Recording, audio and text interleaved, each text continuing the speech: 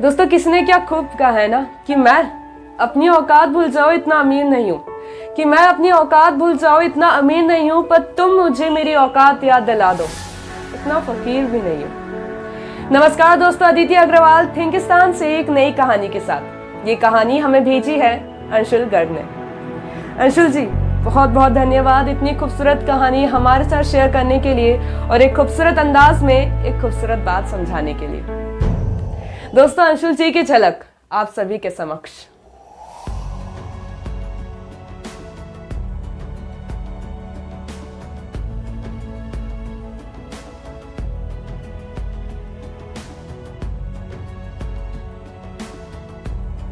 दोस्तों, अंशुल जी हमें इस कहानी बताते हैं कि एक बार राजा हाथी पर बैठकर पूरे नगर की सैर पर निकला था। वो नगर में घूम ही रहा होता है कि वो एक दुकान के सामने से गुजरता है और उसके मन में अचानक एक ख्याल आता है कि और मंत्री से कहता है कि पता नहीं क्यों मेरा मन कर रहा है कि इस दुकान के मालिक को मार दूं। मंत्री समझ नहीं पाता है कि राजा का ऐसा मन क्यों करा, ये ख्याल राजा के मन में क्यों आया। वो राजा से पूछना ही चाहता था तो कि तभी राजा आगे निकल जाता है। मंत्री फिर कल भेष बदल कर उस दुकान पर जाता है और उस दुकान के मालिक से पूछता है कि चलो बताओ तुम्हारा धंधा क्या है। तो वो दुकान का मालिक बोलता है, मेरा धंधा है चंदन की लकड़ियां बेचता हूँ। तब वो मंत्री पूछता है कि चलो बताओ तुम्हारा धंधा चल कैसा रहा है। तब वो मालिक बोलता है कि धंधा बहुत खराब चल रहा है, बिल्कुल मंदा चल रहा है, मतलब कोई खरीदता ही नहीं। लोग आते हैं, उसकी चंदन की खुशबू लेते हैं और फिर चले जाते ही नहीं मेरी चंदन की लकड़ियाँ। बहुत दिनों से मेरे परिवार ने कुछ खाया ही नहीं, 2 दिन से भूखे पड़े हुए। इतना सारा कर्ज से रखा है, उनको चुकाने के पास पैसे ही नहीं है। अब तो बस मेरी एक आखिरी ख्वाहिश है कि इस नगर का राजा मर जाए।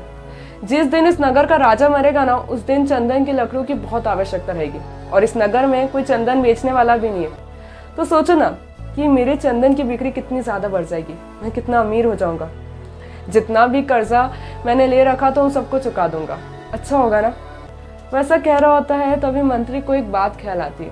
उसको याद आता है कि कल राजा का मन भी इसको मारने का करा था। वो समझ जाता है कि क्यों राजा का ये मन करा था।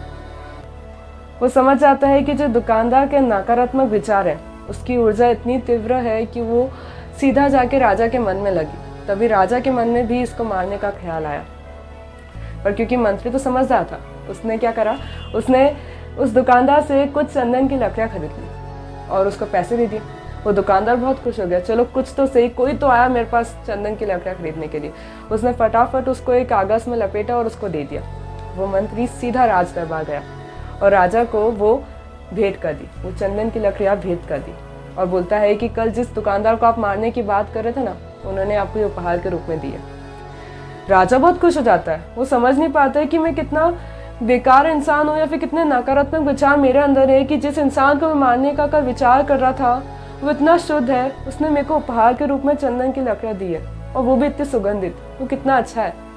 और वो मंत्री से बोलता है तुम एक काम करो, उपहार के रूप में उसको कुछ सोने की अशर्फियाँ दे दो। मंत्री ऐसा ही करता है, सोने की मुद्रा लेता है और उस दुकानदार को जाकर दे देता है। वो दुकानदार बहुत प्रसन्न हो जाता है। वो सोचता है कि जिस राजा को मैं मारने का सोच रहा था वो राजा कितना अच्छा है। वो मुझे चंदन की लकड़ियाँ उसने खरीदी भी नहीं, कुछ भी नहीं करा, मुझे मुफ्त में देखो सोने की अशर्फियाँ दे दी। वो अपनी प्रजा के बारे में कितना सोचता है और मैं इसी राजा को मारने की बात कर रहा था। मैं कितना बेकार हूँ। उसको अपनी बात पे, उसके नकारात्मक विचार पे बहुत पश्चाताप होता है। दोस्तों, ये कहानी क्या सिखा रही है हमको, क्या समझाना चाहती है? दोस्तों, जितना जल्दी हो सके अपने अंदर से नकारात्मक विचार हटा दीजिए, जितना हो सके अपने विचारों को शुद्ध कर दीजिए, क्योंकि नकारात्मक विचार उस कोयले की तरह है, जब तक जलेंगे तब तक आपका हाथ जलाएंगे और जब ठंडे पड़ जाएंगे तब आपका हाथ काला कर देंगे। इसलिए ज़रूरत है दोस्तों, इनको अपने आप से दूर रखिए और सिर्फ अच्छे विचारों को अपने करीब आने दीजिए। Thinkistan, let's change the world together, let's inspire.